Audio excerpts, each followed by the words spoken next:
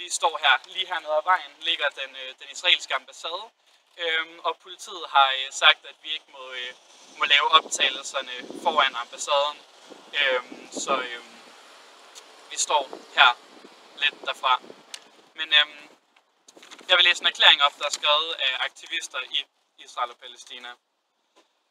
Vi mødte op her i dag for at mindes de over 2100 palæstinensere, der er blevet myrdet af de israelske krigsforbrydere og deres allierede under Israels seneste angreb på Gaza fra juli til august. Vi mindes børnene, der er blevet dræbt i deres hjem, legende på stranden eller i de tilflugtssteder, hvor deres forældre havde søgt tilflugt for at bringe dem i sikkerhed.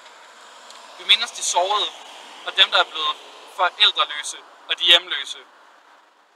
Vi ved, at efter et hvert ubærligt angreb, så glemmes alt det, der kom før, men vi nægter at glemme. Vi nægter at glemme, at Gaza i dag er under belejring og er blevet til verdens største koncentrationslejr, hvor 1,8 millioner mennesker bliver holdt indespærret, forarmet og nægtet deres basale menneskerettigheder. Vi nægter at glemme ofrene for Israels angreb på Gaza i 2012 og 2009. Ofrene for den etniske udrensning af det historiske Palæstina og den fortsatte bekrigelse af folket på Vestbredden. Vi nægter at glemme al-Nakba i 1948 og det forhold, at før zionismen, der levede jøder, muslimer og kristne sammen som naboer i fred i det land.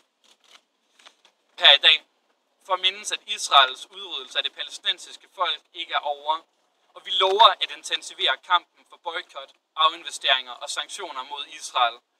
Vi lover at kæmpe for øget diplomatisk og økonomisk pres på Israel for at sikre, at 2014 ikke bare bliver endnu et skridt i det israelske mord på det palæstinensiske folk, og vi lover at handle, for ord alene gør ingen retfærdighed.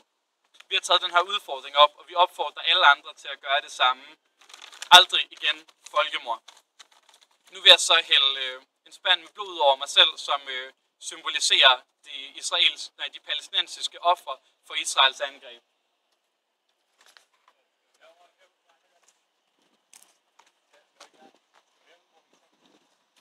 Det